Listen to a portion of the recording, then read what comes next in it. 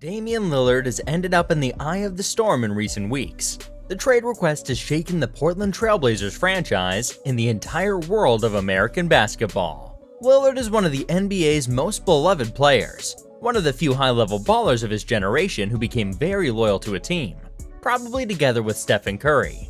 The moment that Portland feared the most and certainly wanted to avoid has finally come. Lillard's request for a trade has upset the entire NBA.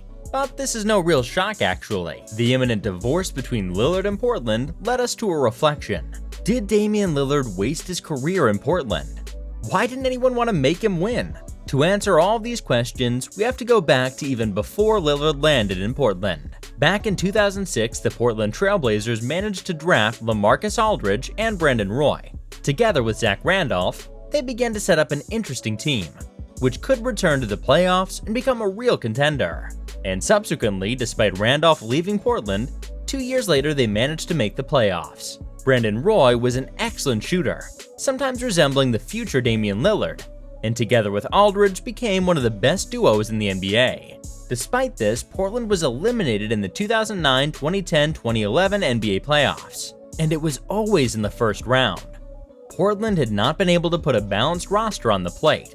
There was no strong point guard or center to get the real wins. In addition, Brandon Roy was plagued by injuries all season and would retire from them just over a year later. In 2011, many Portland players decided to retire on vacation rather than thinking about the next year of work, and the management therefore decided that from there it was time to start all over again.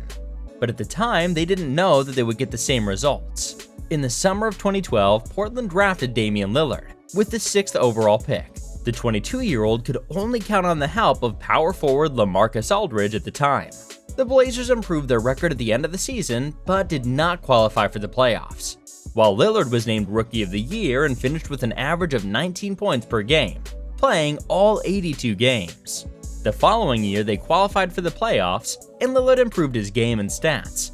The first round of the playoffs was against the Houston Rockets of Dwight Howard and James Harden.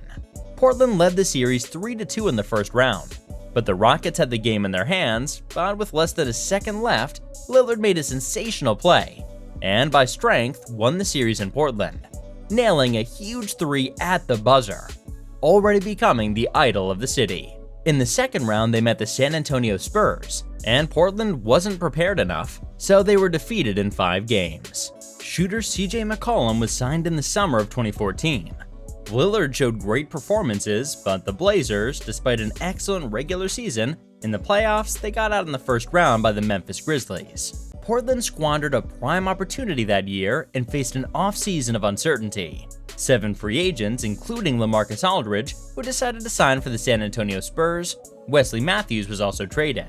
The Blazers failed to get any kind of interesting trades and didn't sign any real help from free agency. So Lillard and McCollum were forced to carry the team. Lillard, in his prime, closed the season with 25 points per game and managed to take Portland to the playoffs. Before the season, nobody predicted the Blazers would even make the playoffs, let alone beat the injury-plagued Los Angeles Clippers in the first round. But they did. While in the second, they were beaten by the Golden State Warriors, later the NBA champions. The Blazers had the opportunity to make big things happen that summer. The salary cap space was on their side, and it was plentiful. Instead, they decided to put 3/4 of it into low-caliber players who later failed to meet the franchise's plans.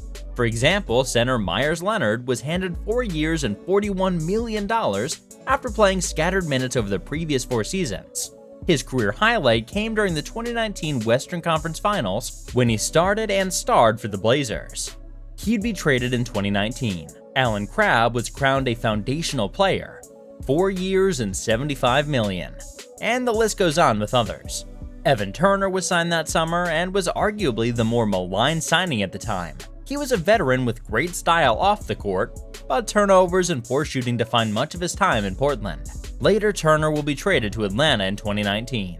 In 2016, the Blazers handed out more than $244 million in total contracts to 5 players they hoped would become mainstays with the team for years to come.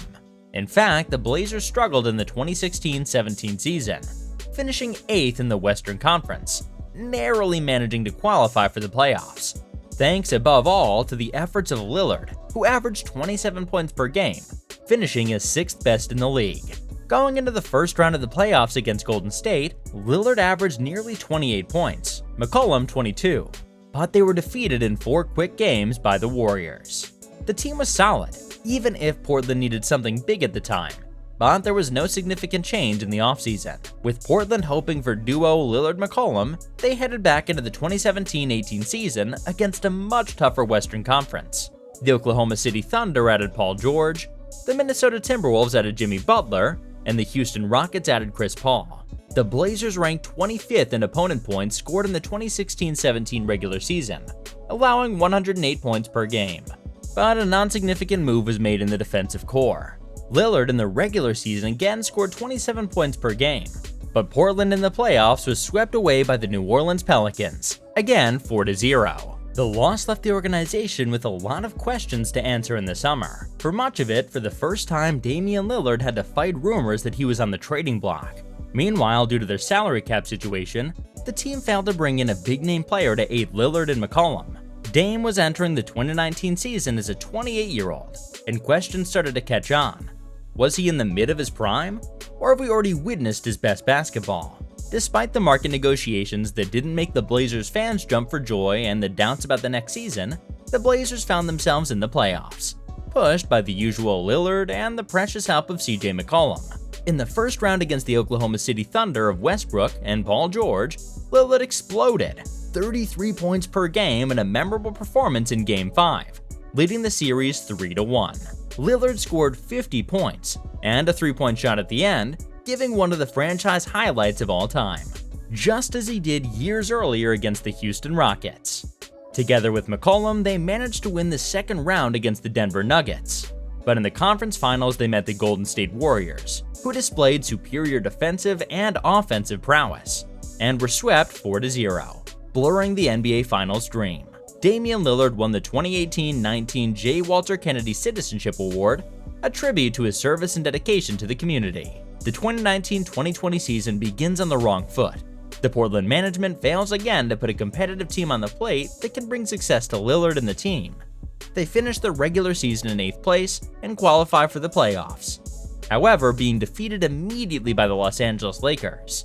At 30, physical wear and tear has also betrayed Lillard, who threw in the towel in Game 4 against the Lakers in the first round, with a dislocated finger and a sprained right knee. At the opening of the 2020 market, taking home Robert Covington, a player who at the February 2019 trade deadline seemed to be the object of desire of half the NBA. For it, Portland sacrificed 2 first-round picks and Trevor Ariza. The Blazers brought back Enes Kanter and signed star and veteran Carmelo Anthony. Lillard remained the center of gravity of the Blazers' offense, the 3rd NBA player in points per possession in isolation, the leading NBA player in points scored by pick and rolls, the 1st in score frequency, and able to score with a 56% true percentage from pick and roll situations. Significant figures for a player who, for 3/4 of the season, found himself on the field with only McCollum as a second offensive resource. Therefore, Portland finally had a good offseason, putting on the plate good chemistry between players.